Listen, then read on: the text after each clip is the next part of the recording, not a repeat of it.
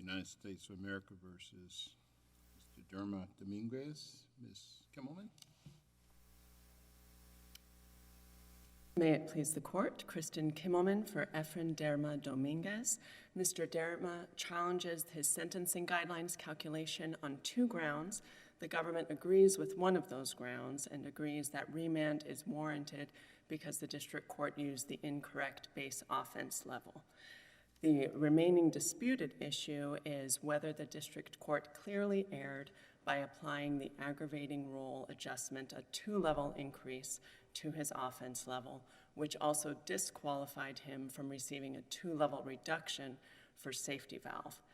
And that was clear error because under the facts as presented by the government, Mr. Derma was an average participant in this drug trafficking activity. Is our critical question what to do about Delgado and our precedent, or is our critical question the facts in this case just not being sufficient to support the enhancement? At this level, the critical question is the facts aren't sufficient to support. So we're traveling under clear error. We're traveling under clear error, and we are bound by Delgado and the many cases, Ochoa Gomez and Warren, after Delgado, saying we're bound by that precedent that exercising management responsibility is sufficient, and that management responsibility has to be over the criminal organization's assets, property, or activities. Of course, that's not what the guideline commentary said, but that is what this court said in Delgado was sufficient. And as the court is aware, it's undisputed that Mr. Derma did not supervise or recruit any participants, so we're squarely in that. Did he have management responsibility over the criminal organization's assets inquiry? Now, this court has affirmed the enhancement based on the management responsibility when someone is involved in negotiating or planning, distributing the drugs, also managing complex assets such as bank accounts and technology like websites and the calling algorithms. But there isn't a case where it has been affirmed on these circumstances, and the circumstances the government points to, I put into 3 categories. There's the transporting and possessing the drugs during the time Mr. Derma was transporting the drugs from near the border to the Odessa Midland area. It was a pretty regular route, right? And it was a pretty high quantity. It was a high quantity of drugs, and he did know that the organization did these trips approximately every 15 days. And there's evidence that he sort of moved up in the organization, right? He then was reporting to sort of one of the head guys, or... Correct. So he shifted departments from alien smuggling, which he did 6 times, to prove that he was a trustworthy employee of the organization, and then he shifted into transporting drugs. And at that point, possibly during the alien smuggling also, he changed from reporting to the Bolitas, the person in the Midland area, to Saul, the person closer to the border. And so there was a shift in who supervised him and what type of contraband he was carrying, but his duties remained the same, that was transporting. Now, doing that, he did learn more about the organization because he worked for them for about 5 months. And knowing more about how the organization operates and who the players are, that's what takes him out of minor role.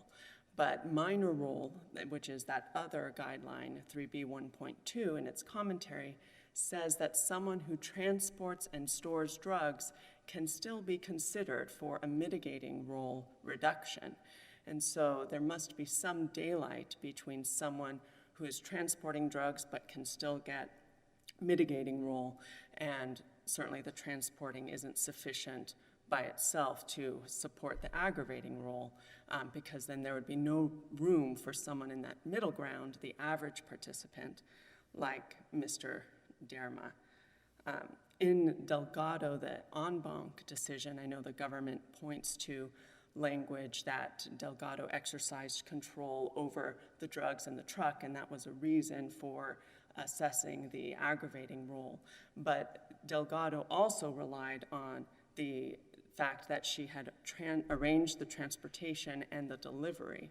And certainly in her case in Delgado, she was exercising control because she was the sole owner of that truck and had actually arranged the entire drug trafficking activity, which is different than Mr. Derma's circumstances. So would you say he was moving up the ladder, but he hadn't gotten there yet? So I don't know exactly what the ladder looks like, but he had not gotten to the management responsibility yet. He was certainly earning their trust and showing he was a trusted employee, but not every trusted employee is also a manager or supervisor of the organization's assets. Could you be like a mid-level manager and qualify for the enhancement?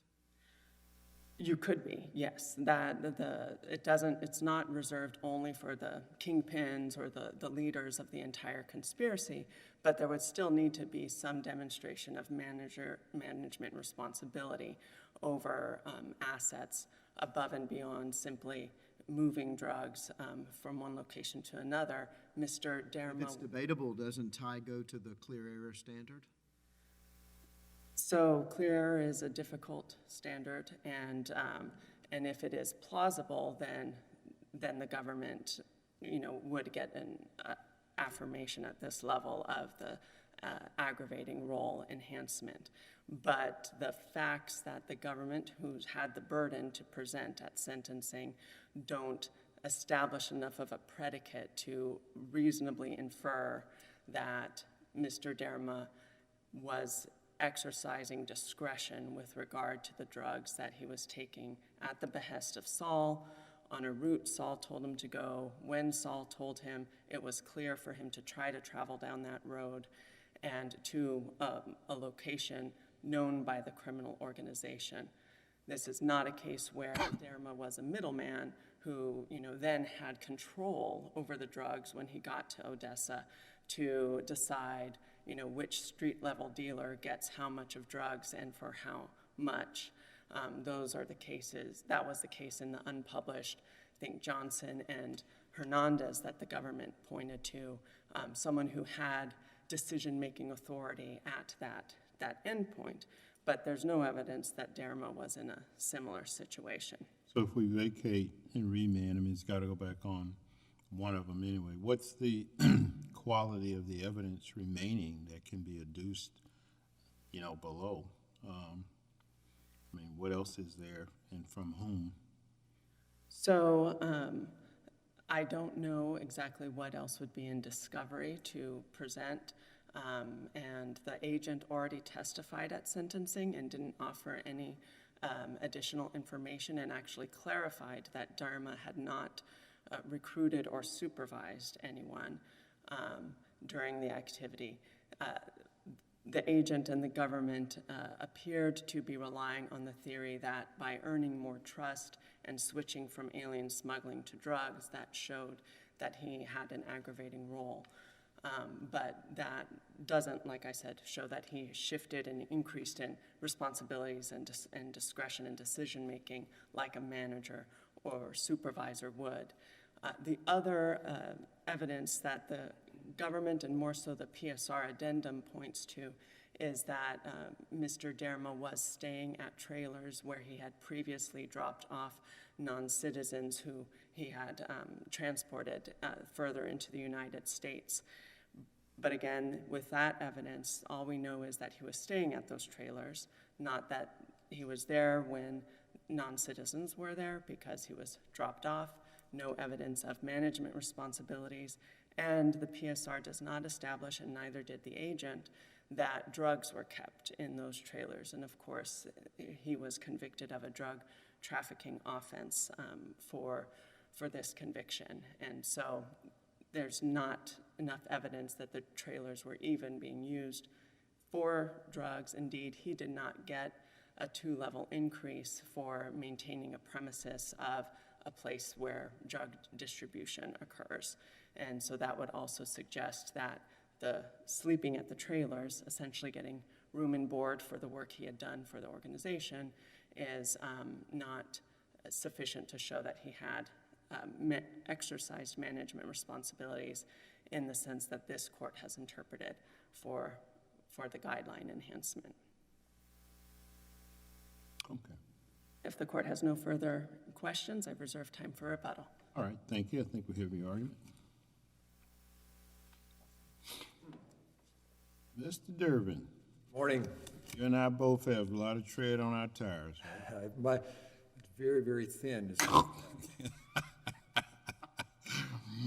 Well, it's just for those listening, just to know, Mr. Durbin has been representing the government for a while. I recognize you even underneath the beard. Thank you, Judge. Good to see you again. Good to be here. May it please the court, Richard Durbin for the United States. I think counsel makes a very good argument for a finding that it would be plausible that he was not a manager, but I think the evidence also supports the district court's finding. I think this is probably one of those cases where either finding would be plausible on this record. I look at the cases that the parties have cited, and they're all factually unique. They have a number of circumstances, and if I can boil them down, I think they boil down to these kinds of factors inform the managerial responsibility over assets, property, or the organization or the activities. And it is, the courts look at the relationship to the contraband, what the defendant's ownership, possession is, and so forth, the means of transport, the means of storage, the means of distribution where it's a contraband. A couple of the cases look at IT, basically what is IT infrastructure, whether they're using computers, if they're using spreadsheets and that sort of thing. That clearly doesn't apply here. The means of financing the operation, which isn't here, the extent of profits that the defendant takes, and the individual's position in the organization.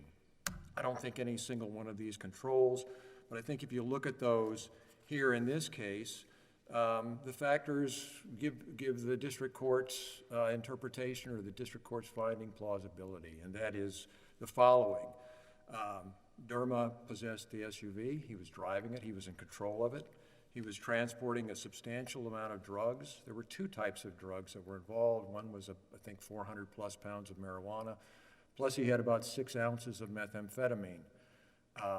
Not entirely clear, I'm going to come back to the methamphetamine, not entirely clear whether that was part of the organization or he was on his own, but he was exercising apparently some kind of individual control over that. There's some others. What happened to the drugs when he got to his destination, remind me? We don't know. He didn't get to his destination? So, counsel opposite mentioned that there's no evidence that he controlled them or directed where they went or was anything other than a transport vehicle, right? So talk about what evidence supports the idea that he was actually exercising some volition, if that's what's required, or what happened to the... There is, she very accurately states there's no, and I've looked, if it's in there I cannot find it, but there is no evidence that says where he was storing the drugs or who he was handing them off to.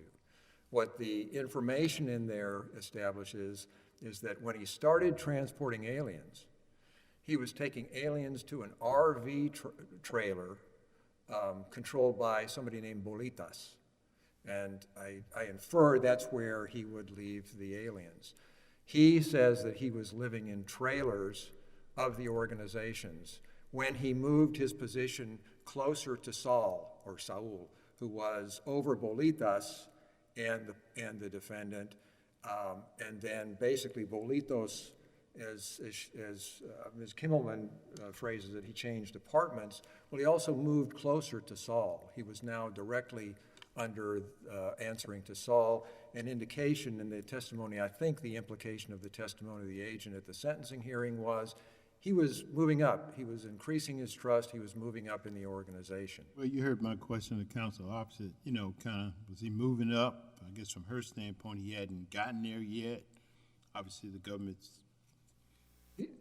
what do we put our finger on that he's moving up. I think that the inference is that him living in those trailers, I think the district court could infer that it was very likely that's where the marijuana was stored until it was distributed to somebody else. It's not stated, he never said that, but I think that's a fair inference reading the entire record and what the practice was with the aliens. Was that the tipping point for the district court? I mean, I read it, but don't. I don't know that there was any single tipping point. I think the district court was looking at those circumstances. I think it was important to the district court, the testimony that he was moving up in the organization. I don't know that the district court specifically found where he was at that point, whether he was a manager in training, whether he was a sub-manager. I don't think it's fair to say he was a mid-level manager. I don't think there's any support for that, as you had. Well, I'm not even sure what that is. I'm not really. I'm not either. Organization org charts, but. And the guideline says we don't have to characterize that. Those are just sort of indicators of how you get to the conclusion of whether his role takes him out of being an average participant. That's The real question here, is it not, is whether he had some sort of managerial capacity over the contraband that he was transporting on a regular basis. over the properties of the criminal organization, and he had. And he had possession of the means of distribution, both the SUV, as well as the means, or that's the means of transport, as well as the means of storage and distribution, that is the trailers. But if just having the means is enough, how do you delimit where management responsibility ends? And it may not be a minor role, but it's not. It's kind of in between, as Counsel opposite was discussing. It is, and I think, but on this circumstance, I think that the inferences that the district court drew are plausible in light of the record. Additionally, what he had was, there were photos of him in his phone in those trailers with firearms and ammunition, and he had in the SUV 2 magazines of AR-15 ammunition, I think totaling about 58 rounds. Now, the district court didn't discuss it, but in my mind, that implies that he also had some role in protecting the assets of the organization. And so that puts him, again, into these sort of multi-level or multi-layer responsibilities. He also is the one who authorized the search of those trailers, indicating that he at least believed he had some ability to authorize things with respect to the property and the assets. So how do we characterize it? Again, we don't put the label mid-level manager. We don't know what that is, so we don't really label it. We just do as the district court. I mean, sort of stack the inferences, so to speak, or, as mentioned, no clear error. I think that's what it boils down to, is under the circumstances, the district court didn't clearly err. You could reach a different conclusion on these facts, but that doesn't mean that the conclusion that the district court, which the district court, as I interpret or read the sentencing transcript, he thought about it. He asked those questions. He was inquiring. He was inquisitive, and I think that's where his judgment came out. Like I say, under the clear error standard, I think that he could have found differently, and I think that would have been sustainable too, but I think that the district court's finding in this instance was plausible given the record as a whole. Well, assuming, and I don't say that the panel is going there, but that's a valuable argument just to test the theories, got agreement on the other errors, so we're sending it back anyway. Okay, that's my stronger argument. I'll tell the court that's a stronger argument. I think that if it goes back for the court to make a determination whether or not the safety valve applies. I don't think the district court made that determination. In fact, specifically what I see in there is the district court had... You're on that second point. I'm on that second point. All right, well, hold what you got right there. That wasn't exactly where I was going. Oh, okay, I was going to get there. No, I was just assuming for the thought, since it's going back, albeit for a totally separate purpose on the second one, but assuming that, say, well, it's close, maybe there's no clear or whatever, but, it's going back anyway. So it's a tweener. A question the same that I asked counsel opposite. The agent testified, so beyond what the district court found, what other evidence would there be? I know your argument is that no need to do that, but I'm just trying to, what other evidence would there be beyond, what he already testified to, et cetera, et cetera? Would it be a matter of the district court just changing its mind? You follow what I'm saying? I mean, is there other evidence or another source that isn't already known I don't know, I don't know the answer to that. I don't know whether there was further investigation, whether there was something that led eventually to Saul, and we now know things that we didn't know at the time. Okay. That's possible, but I can't represent to the court that there is any likelihood of there being any more evidence than what's on this record. Okay, that was just, you know, sort of a curiosity question. I know the agent testified. Sometimes it's a matter because of the nature, somebody just doesn't ask him the question. There was no Right. reason to, but there might have been something there that, assuming it went back, but if not, but that's fine. I mean, that answers my question. And if you want to shift to the other point. I was just going to say, I think that the question of safety valve is a not resolved question, particularly because the district court had some difficulties or some problems with Mr. Derma's various stories of what he was involved in. When he was originally stopped, he denied that he was involved in it, denied ownership of the meth or the marijuana. Then he told agents that, well, he was threatened, which was the reason that he was transporting the drugs. And then he eventually came around and admitted that he was smuggling drugs and had successfully smuggled aliens. And as the district court said, I guess that's the third story.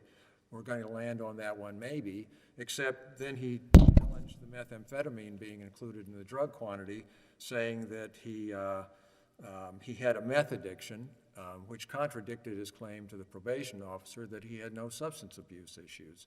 So I think on the issue of the safety valve, it's an open question that the court hasn't resolved yet, and that it's not one for this court to resolve at this time. That's pretty much what I have to offer the court, unless you have some questions. All right, thank you, sir. Thank you very much.